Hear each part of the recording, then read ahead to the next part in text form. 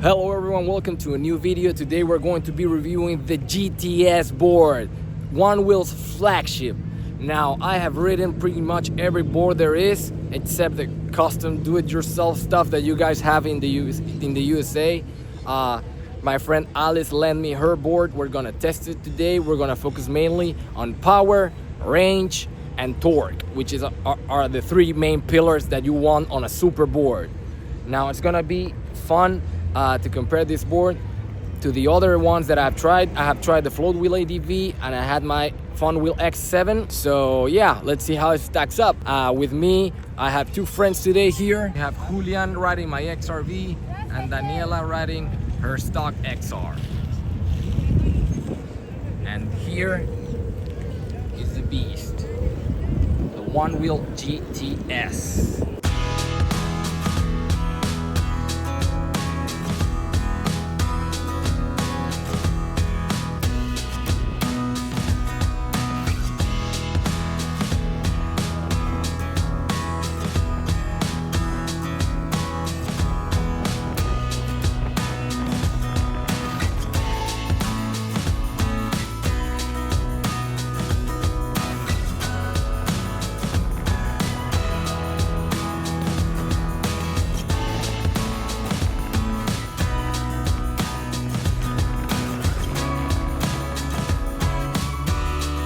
Itself nice. Julián, 4 meses patinando. Empecé con una XR, la clásica. Y ahora vamos a probar este monstruito que hay acá. A ver cómo sube. Vamos a probar. Listo, te debería poder seguir. Go, mantenete a 1 metro de mí. Dale.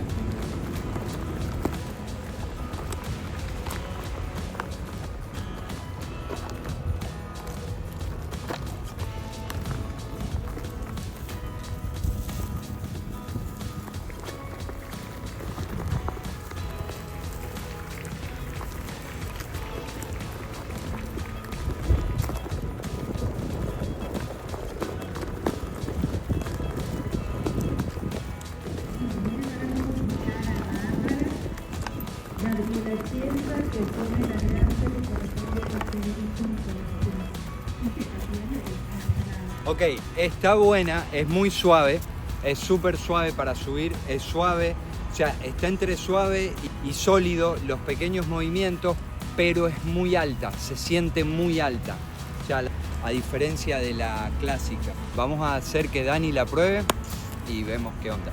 Yo soy Dani, tengo desde enero patinando, aunque había patinado 2 veces antes. Me gusta mucho patinar en la Onewheel porque es como desenchufarse del mundo un rato. ¿Y ahora qué vas a probar? Voy a probar esta Super Onewheel.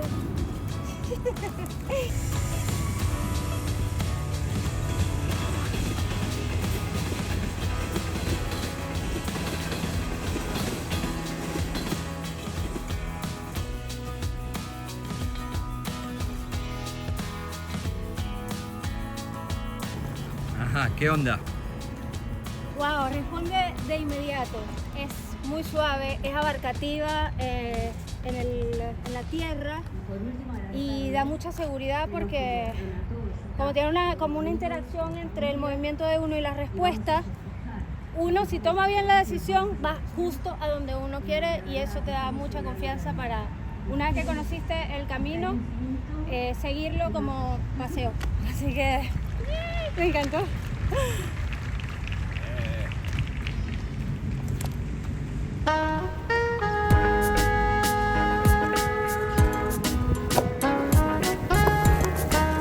So here I am trying the GT-S and its hill climbing abilities. Julian is following me on the XRV, so kudos for that. First impressions, this board has a lot of torque.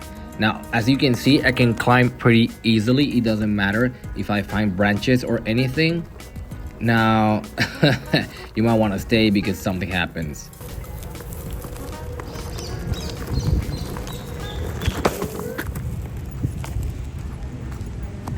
Está bien. I'm okay. Heridas de guerra. So we gave it another go. This time I tried to go faster than I did before. The board responded pretty well. As you can see, I can climb up pretty fast. This board has a lot of power. Compared to the XRV, it has a lot more power than the XRV, but the XRV is not lagging behind. Compared to the X7 and the ADV, I think the X7 has a lot more power than this board, and the ADV as well. I've never liked the GT frame that much, but the low boy footpads help a lot in terms of, you know, trail riding. Now we're gonna move on to the slow speed torque test. Hermoso. Bueno, aquí se vio hermoso. Okay.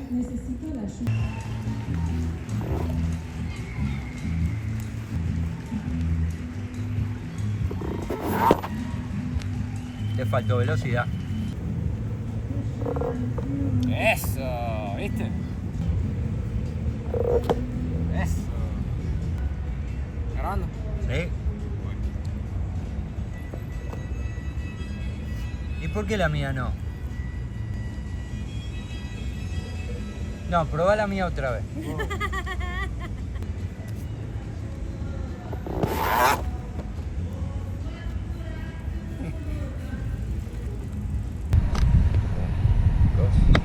Now moving on to the speed test, I did the same circuit that I did with the Onewheel X7 and the Flowwheel ADV. You can see both runs on top, both left and right. So basically this board accelerates very fast, and you will see at the end that the times were very different. Now this board at 25 miles per hour or 40 kilometers an hour, it gives you haptic buzz. You can accelerate further than that, or you will get a constant buzz. I did feel safe going at these speeds. I did not wear my knee protection because I know that I can go over 25 miles an hour. A lot of people don't trust the GT-S because it has been failing lately, but I do feel safe going at speed with this board.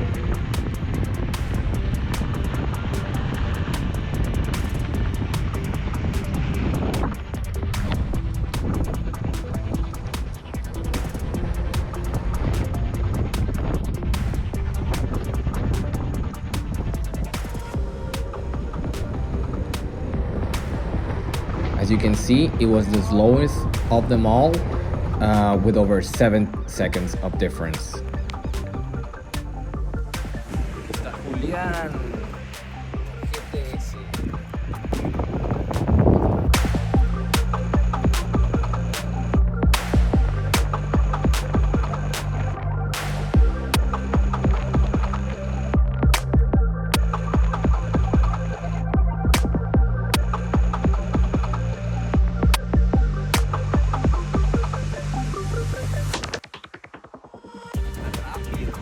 Va muy rápido.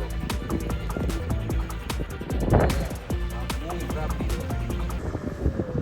Ok, lo que le siento es lo siguiente. En la XR clásica, cuando vas tomando mucha velocidad, se va poniendo un poquito inestable. No mucho, pero un poquito inestable. Te hace un poquito de serpiente, ¿no? La tabla. Esta no se mueve. Esta se mantiene totalmente horizontal. No se mueve, no te levanta, no te mueve la cola. La cola de esta tabla no se mueve. Eso es una locura. O sea, la apretás en velocidad y la cola sigue estando sólida. La parte de atrás sigue estando sólida. Y eso te da más seguridad al momento de querer acelerarla o frenarla. Eso está buenísimo. Dani, ¿vos?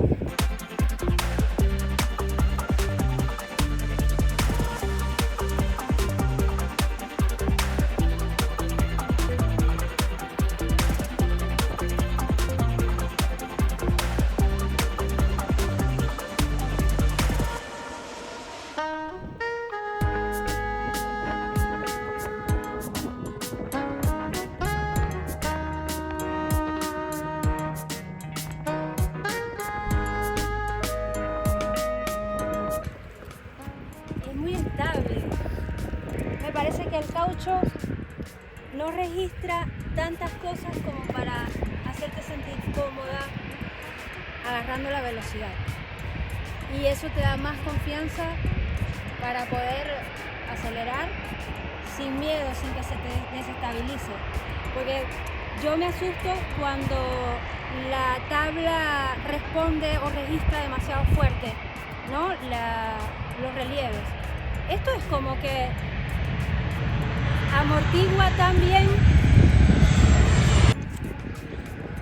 A mí me gusta cómo amortigua las diferencias que hay de relieve y porque te permite seguir como en una sola línea la aceleración, y eso te da como mucha más comodidad y más tranquilidad a la hora de acelerar en línea recta.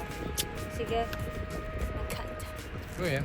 Okay, so moving on to the off-road test. On top you have the XRV and below you have the GT-S. Now I'm going as fast as I feel comfortable going. Please know that you probably go faster than me. I have no doubt about that. Both boards have ATR and gradient tracking turned on, not as aggressive as I would like, but just enough so I can get up these hills. Now the GT-S has a smooth gradient tracking, however it started scraping the tail and the nose, so I bailed because, well, this is not my board and I don't want to f it up. I continue with the XRV, and as you can see, even being a 63-volt system, like, I have enough torque to go up these hills. So for trail riding, if you're not going to go over 20 miles an hour, you can probably just get an XRV kit and have an XR that is gonna crush trails just as good as a GT-S, which is frankly insane. ¿Con qué tabla estás? XRV, baby.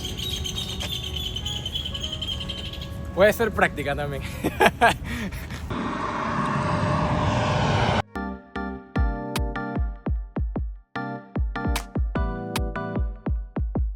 Final thoughts. Well, I feel very comfortable with this board going at speed. As you can see here, I was testing again speed on an empty street, and you can pretty much hit 25 miles per hour very easily until you get haptic buzz. But the board feels very stable.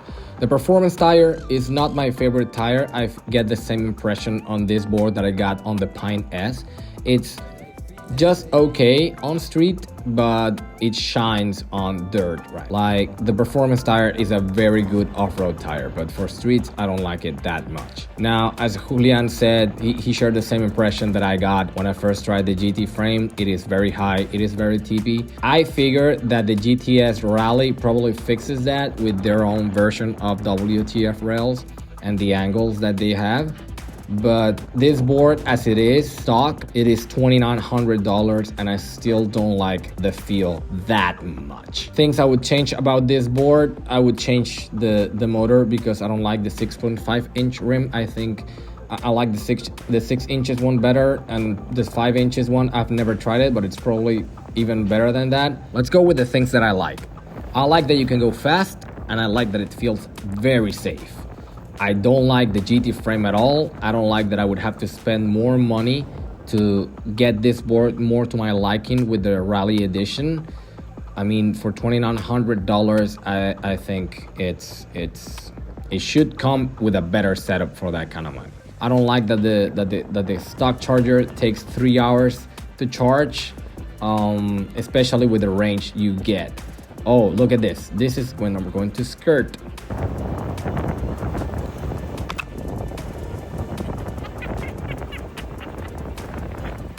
Yeah, that was nice. So I don't like that it takes about 3 hours to charge. I think that's too much of charge time for such little range. The range that I got was pretty much 30 to 33 kilometers. It's almost XR range, if only a little better. I think that the X7 gave me a lot more range and it has less watt hours. So I figured that's because this motor and configuration is less efficient than the Superflux. Okay, so who is this board for? Frankly, no one. I wouldn't recommend this board. I normally speak about this from an international rider point of view, because for international riders, you don't only have to pay the retail price, you have to pay for shipping, you have to pay for customs, you have to pay for taxes. This board is a no-go for every international rider because it's simply just outrageous pricing. For $2,900, I wouldn't even recommend it to the USA folk. Why? Because for $2,900, you can get pretty much top of the line best build build. You can have a builder, local builder in your town, build you a better board than this one with a better ride feel.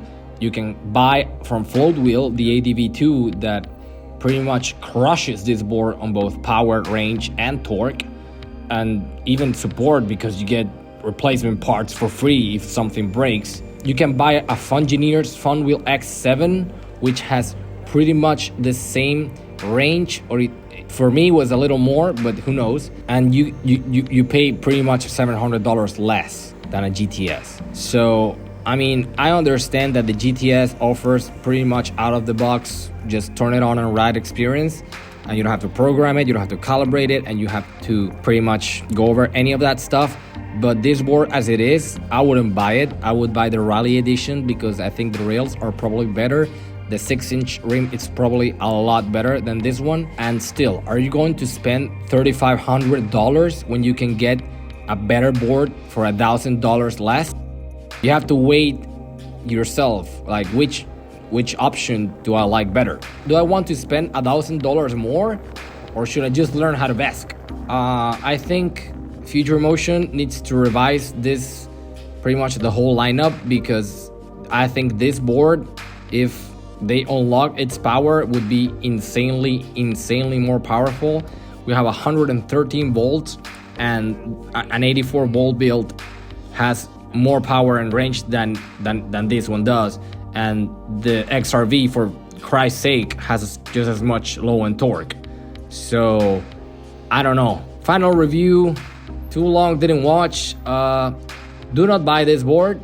It's not worth it. I think it's too expensive for what you get, and I would rather get an ADV or an X7. I'm not sponsored. This video is not sponsored by anybody. This is just my own honest opinion. I don't know, man. If you don't want to learn how to VESC and you'd rather spend $1,000 more, you go at it. But are you going to really? Well, I hope you like this video. See you on the next video. Bye bye.